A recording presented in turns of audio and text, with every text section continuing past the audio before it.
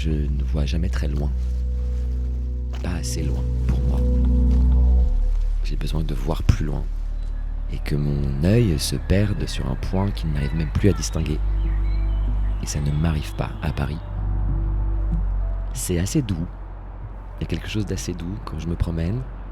C'est des gens qui viennent me voir, qui me parlent de manière très spontanée, très simple, et qui disent merci. Et puis à partir de là, souvent, ils me racontent, ils parlent d'eux.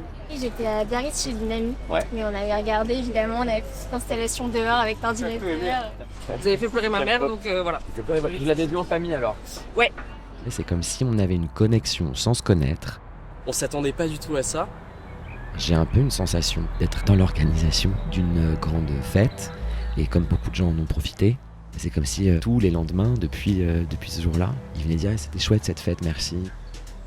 Est-ce que je peux te prendre en photo, tu veux bien? Ok, d'accord, Allez. avec plaisir. C'est un lendemain de fête qui dure depuis des mois. Et c'est heureux aussi, ça veut dire que la fête, elle est encore inscrite quelque part dans leur mémoire, leurs souvenirs, et inscrite aussi, je crois, dans la marche de l'actualité. C'était le moment où il y a eu la dissolution, Ouais. Macron qui reporte les élections, et puis beaucoup de tensions finalement. Et là on a une cérémonie. Comme si d'un coup, c'était un peu possible d'être ensemble et tout le monde était content d'être ensemble.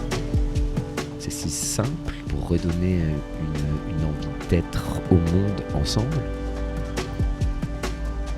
C'est si simple et en même temps, c'est si fragile. Donc c'est facile à faire, mais c'est facile à défaire. Je vois un peu comme si tout le monde écopait son petit bateau.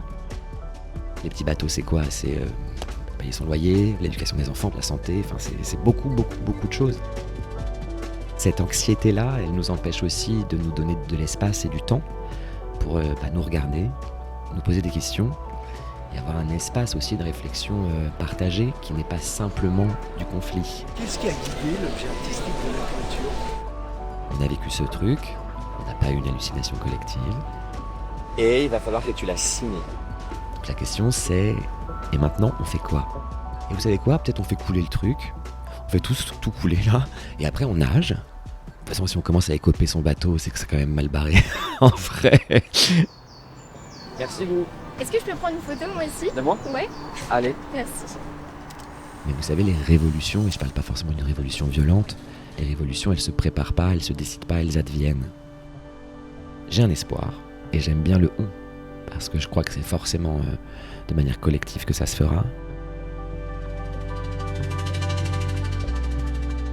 On est dans une période où, malgré l'énormité de l'événement, ça n'a pas suffi. Mais par contre, il a existé. Et de là, je pense que c'est une première pierre sur laquelle on peut s'appuyer pour construire autre chose. Mais ça ne se décide pas, ça doit advenir.